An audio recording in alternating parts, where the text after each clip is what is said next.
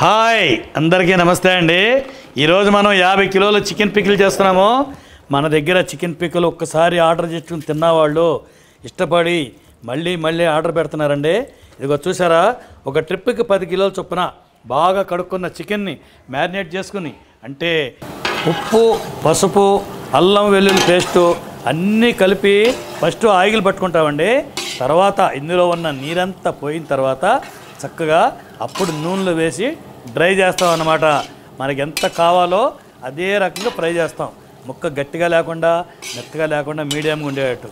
చూసారా, ఈ విధంగా కలుపుకుంటూ ఉంటే ఇందులో ఉన్న నీరంతా బయటకు వచ్చేసి ఆయిల్ అయిపోద్ది అన్నమాట.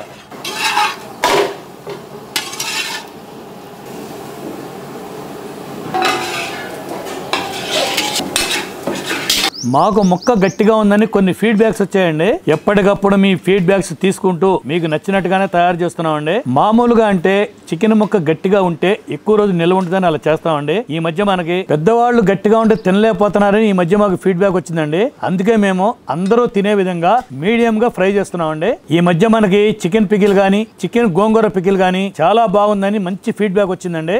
మీరు అలా ఫీడ్బ్యాక్ ఇస్తూనే ఉండండి. మేము మాత్రం ఎక్కడ రాజీ పడకుండా మంచి టేస్ట్ ఇచ్చే విధంగా ప్రయత్నం చేస్తామండి. ఇది 20 కిలోల పచ్చడి తయారైందండి. చూస్తున్నారుగా, చూస్తుంటేనే తినాలనిపిస్తుందండి. నాకైతే అసలు ఆగట్లేదని నోరు ఊరిపోతుందండి. చూస్తున్నారు కదా, ముక్క చేత్తోనే ఇలా విరిగిందంటే పంటి కింద మెత్తగా ఇంకా చాలా బాగుంటుంది అనమాట.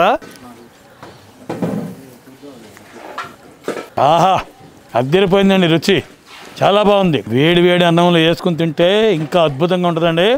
తప్పకుండా కావాల్సిన వాళ్ళు ఆర్డర్ పెట్టుకోండి. ఓకే, ఉంటానండి, బాయ్.